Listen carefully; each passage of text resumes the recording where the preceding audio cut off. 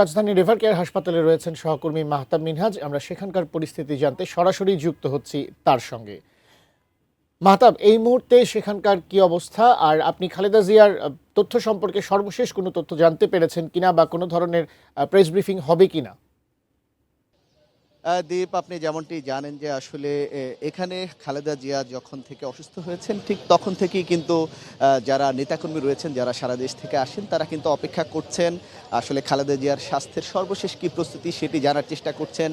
উৎকণ্ঠার মধ্য দিয়ে তারা কিন্তু এই মুহূর্তেও এভার কেয়ার হাসপাতালের সামনের যে প্রাঙ্গণটি রয়েছে সেখানে কিন্তু তারা অপেক্ষা করছেন, খালেদা জিয়ার জন্য দোয়া করছেন, তার শারীরিক সুস্থতার জন্য কামনা করছেন, যেন তিনি লন্ডন থেকে ফিরে এসে আবার বিএনপির যে হাল ধরেছিলেন তার এই পুরো জীবন ধরে সেইভাবে যেন আবারও তিনি বিএনপির হাল ধরতে পারেন।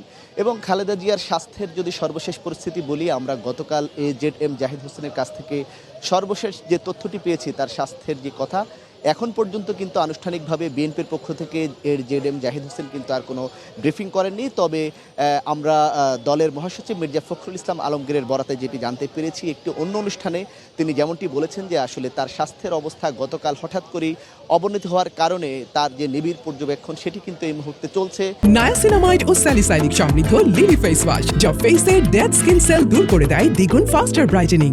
এবং তার বিদেশ যাত্রার বিষয়টি কিন্তু আমরা গতকাল থেকে অনেক তথ্য পেয়েছি। আমরা যেমনটি জেনেছি যে কাতার থেকে যে স্পেশাল এয়ার অ্যাম্বুলেন্সটি আসার কথা ছিল সেটি যান্ত্রিক ত্রুটির কারণে আর এখন পর্যন্ত আসতে পারেনি। এবং মির্জা ফখরুল ইসলাম আলমগীর যেমনটি জানিয়েছেন, তারই যেহেতু ওই এয়ার অ্যাম্বুলেন্সটি আসছে না, সেক্ষেত্রে কাতার সরকারই কিন্তু জার্মানি থেকে আরেকটি স্পেশাল এয়ার অ্যাম্বুলেন্সের ব্যবস্থা করছে।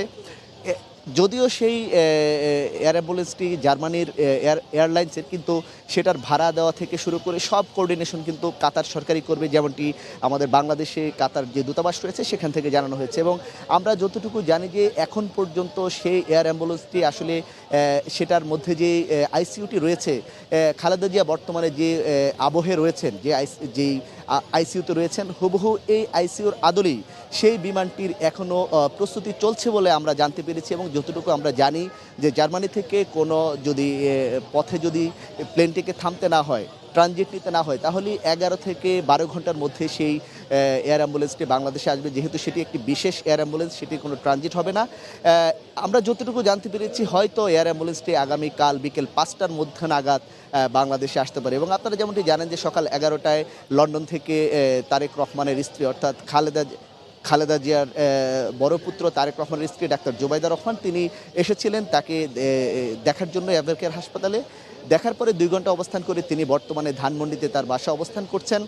তো এভার কেয়ার হাসপাতাল প্রাঙ্গণ থেকে আসলে এখন পর্যন্ত এই পরিস্থিতি রয়েছে। আপনারা জানেন খালেদা জিয়ার স্বাস্থ্যের যে অবস্থা, সেটার জন্য আজ বাইতুল মোকাররম থেকে শুরু করে সারা দেশে তার জন্য দোয়া মোনাজাত করা হয়েছে। তো সব কিছু মিলে খালেদা জিয়ার জন্য আসলে দেশের মানুষ মোনাজাত করছেন, দোয়া করছেন। তার যারা নেতাকর্মী এখানে অবস্থান করছেন তারাও কিন্তু এখানে বারবার তার কথা, তার জন্য দোয়া করছেন। তো আমরা এখানে গণমাধ্যম কর্মীরা অবস্থান করছি। যদি নতুন কোনো তথ্য থাকে পরের সংবাদে আপনাদেরকে সেই বিষয়গুলো জানাবো।